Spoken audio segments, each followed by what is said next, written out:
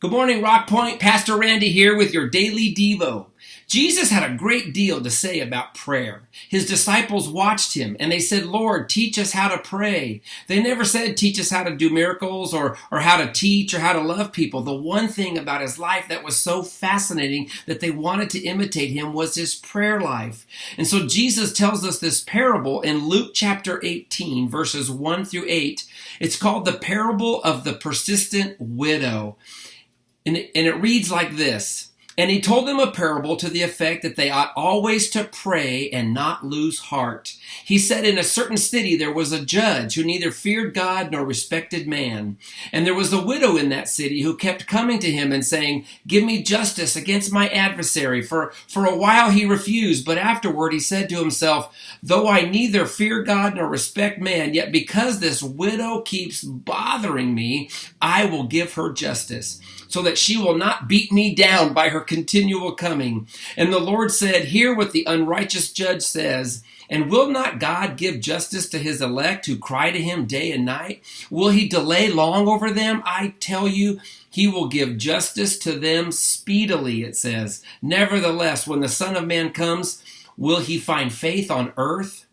4 prayer strategies, real quick here, Jesus taught in this parable, and they form an acronym that I love to use called PUSH. P-U-S-H. Pray until something happens. So first, pray. This is the faith factor. In the parable here, the widow didn't sit at home fretting or worrying about her problem. Instead of worrying, she got up and she approached the only person that could help her, the judge in this case. She didn't lose heart.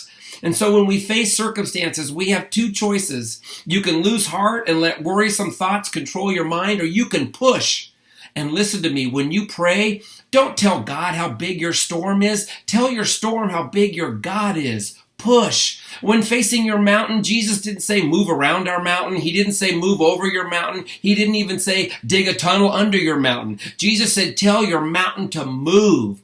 Push. Jesus may not calm every storm that we're in, but he can always calm us in the storm. We need to push. And so first of all, pray. Second, it says until. This is the time factor. In our parable, the widow kept on bothering the judge to grant her justice. She peppered his ears with persistent petitions. The most effective prayers all throughout the Bible are the most persistent prayers. We read in Psalm 55, David crying out evening and morning and at noon. Read the story about Hannah in 1 Samuel 17, how she prayed for years and years and years to have a child. One time she was praying so intently, her lips moved silently with the words she spoke to God in her heart. And Eli, the priest, accused her of being drunk.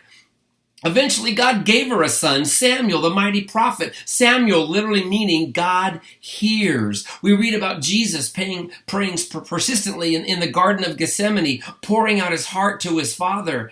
In 1 Thessalonians, Paul says, pray without ceasing. So prayer must be persistent. Don't ever give up. Pray until. Don't ever give up praying. Third, something. Pray until something. This is the expectation factor. Expect God to answer your prayers. When you doubt, you may lose out. Read the promise in 1 John 5. If we ask anything according to his will, he will hear us. And if we know that he hears us in whatever we ask, we know that we have the requests that we have asked of him. If it seems your prayers aren't answered, don't quit. Push. Start looking for the reason. Maybe it's not according to his will, or maybe it's the wrong request, or maybe it's unconfessed sin in your life, or maybe the timing isn't right. God always answers prayer, but he answers in different ways. And that's why, fourth, we pray until something happens. That's the answer factor. Whether God answers your prayer speedily or later or better, he might say yes, he might say no. We just got to push. Pray until something happens, because something is going to happen. So are you consumed with worry or anxiety today? Then push. Have you stopped praying about a need in your life?